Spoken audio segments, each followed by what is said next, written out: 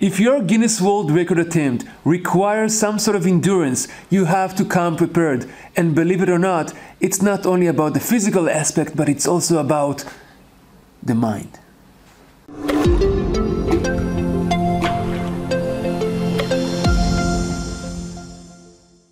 Okay, so here we are on a Tuesday morning. My main goal is to juggle for 1 straight hour, and obviously in the evening I want to do another hour. My goal is basically doing minimum 2 hours of juggling every day, and obviously in the weekend I have more time, my schedule is a bit more free, and I can juggle for longer. So here we go. Hopefully I'll be able to juggle 1 hour. Now it's going to be a bit weird now because I'm looking at the camera and I'm doing the talking now. Obviously, when I'll be doing the record, I'm not going to speak. I'm going to be as quiet as a fish, and only a bunch of people are going to be there with me. The witnesses, the timekeepers, and a special authorized person by, I can't say that he's authorized by Guinness, but he has to be a professional juggler that needs to approve the record. So I still kind of wonder who is it going to be. So like you see, pure juggling, nothing fancy here. And the one thing that I need to remember is that I cannot do any crazy throws. I cannot do any tricks if I want to, or maybe catch 2 balls in one hand. Those are things I do know, but for the record, it has to be all legit. It has to be simple cascade juggling, no crazy stuff. So yeah, I'm kind of sharing my thoughts with you as I am going through this. This is my training. It's a part of my training. Also, I know that there's a lot of running involved, a lot of nutrition involved. It's not all about juggling, because if I just focus on juggling, it's not going to get me there. I need to lose some weight. I need to be in a better shape, and that's why I signed up for the gym, for the local gym. I know that my arms need more muscles. I have 4 months left, and I know that I'm able to do it. I just need to actually put more gas in my habits, in my routine, in the way I envision myself, and in order to actually get to the finish line, there are certain things I have to do. So juggling, I would say, is the biggest. Oh my God, I almost dropped the ball. Did you see that? Did you see that? Wow. It's because I was talking to the camera. Like I said, wow, whew, that was a close call. When I'm going to do my Guinness World Record attempt, I'm not going to speak to any camera. It's going to be videoed for sure, but I'm just going to focus. It's only me and the balls. Now, one of the ways to do it is to actually pay attention to the here and now. So unlike a marathon runner that can actually measure his distance from one tree to another one, from one person that he sees on the side of the road to another person, he can, in a way, he can baby step his distance, whereas I don't have that privilege. I only have the timer. I have the witnesses to tie me up. I have the timer in the back, and I'm kind of thinking about it. Do I really want to know what's my time? Because I have a feeling that if, let's say, they say every round hour what time it is, this could freak me out. So I'm kind of wondering whether I should know the time at any given moment. And I don't know if that's the best thing for me. I think that the best thing for me is just to focus on the here and now, knowing that I'm doing my best and knowing that I'm here for a long run. It's going to be a very long day. A very long day that, for me at least, time perhaps will not be even important. For them, yes, because they have to tie me up. For me, no. So that's my thinking. Tell me what you think in the comments below. Do I really need to think of the time? And I think that as time goes by, I will perhaps be able to understand things in a better way and have some clarity regarding my record. How am I actually going to put it off? Like I said, it's going to be done in a dance studio. And I already envision where I'm going to be located, where the computer is going to be to shoot the video. I know exactly who's going to be there. I'm organizing some witnesses. Those are logistics that, it's nice to think about, but I also know that I need to focus on practicing. This is the time for me to put extra effort. I dropped the ball. So I'm glad that I dropped the ball. It just shows me that I was off guard. it shows me that I need to keep on going, and that's what exactly I'm going to do. I could freak out because I actually said that I'm going to juggle for 1 straight hour, but I'm not freaking out. I think it has to do with the fact that I was talking to the camera. Like I said, I'm not going to be talking to any camera on the D-Day on August 12th. So, you know, that's life, that's practice. Sometimes you drop the balls, as they say. So here we go. Now, very important for me to pay attention to the way I breathe.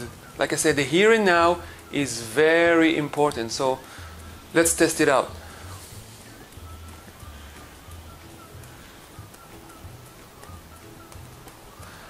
What's going on through my head now is that I'm listening to those different background noises. I hear a car,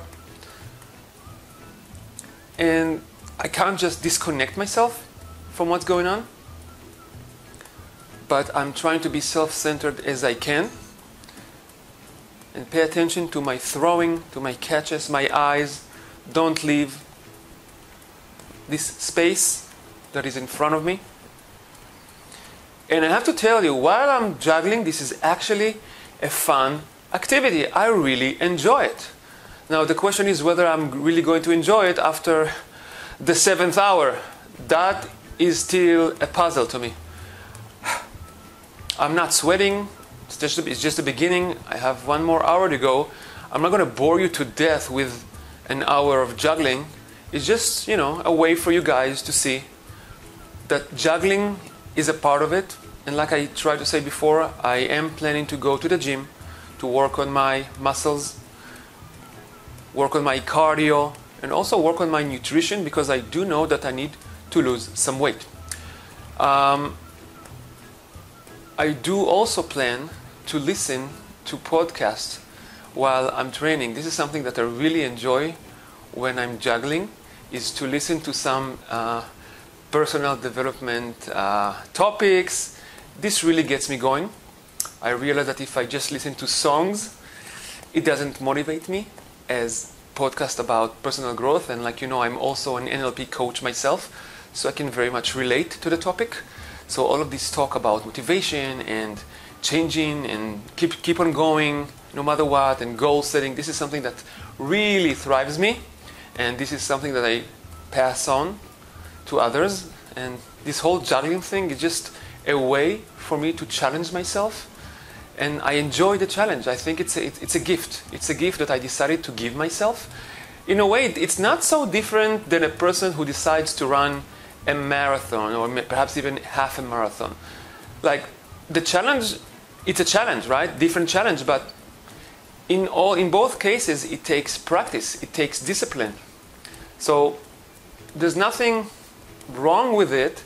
Sometimes when you feel that your life, perhaps we are on autopilot, those small challenges that we take upon ourselves, those what actually spice up our lives. Those challenges, those small things we have to look forward to. So in my way, this is my small things I'm looking forward to.